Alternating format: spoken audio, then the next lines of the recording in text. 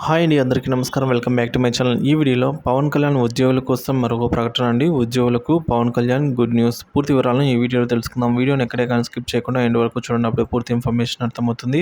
వీడియోకి ఒక లైక్ కొట్టండి ఫ్రెండ్స్. వీడియోలోకి అయితే వెళ్ళిపోదాము ఫ్రెండ్స్. ఇక విషయానికి వచ్చినట్లయితే గ్రామీణాభివృద్ధి బదిలీల ప్రక్రియ కసరత్తు ప్రారంభమైంది. ఇటీవల కేబినెట్ సమావేశంలో ఈ శాఖ పాక్షికంగానైనా బదిలీలు చేపట్టాలని ఏపీ సీఎం చంద్రబాబు నాయుడు గారు అయితే నిర్ణయించినట్లు సమాచారం. ఈ శాఖకు సంబంధించి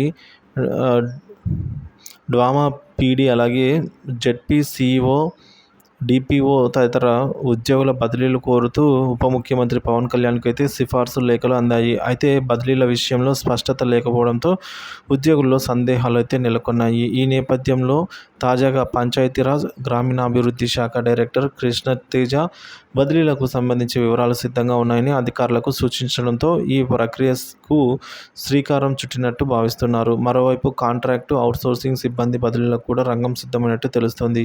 కాగా 5 ఏళ్ల ఒకే చోట పనిచేసిన సిబ్బందికి తొలుత బదిలీ అవకాశాన్ని అయితే ఉండనుంది అన్న సమాచారము. పంచాయతీరాజ్ గ్రామీణాభివృద్ధి శాఖ ఏఐఎస్ అధికారి కృష్ణతేజను డైరెక్టర్గా అయితే నియమించిన విషయం తెలిసిందే. ఈ శాఖ కమిషనర్గా కూడా ఆయనే బాధ్యతలు నిర్వహిస్తారని ప్రభుత్వం నోటిఫికేషన్ జారీ చేసింది. కేరళ క్యాడర్కు చెందిన కృష్ణతేజ డిప్యూటేషన్పై అయితే రాష్ట్రానికి వచ్చారు. అయితే ఆయన జూనియర్ అధికారి కావడంతో పంచాయతీ రాజ్ గ్రామీణాభివృద్ధి శాఖ డైరెక్టర్గానే నియమించి ఉన్నారు.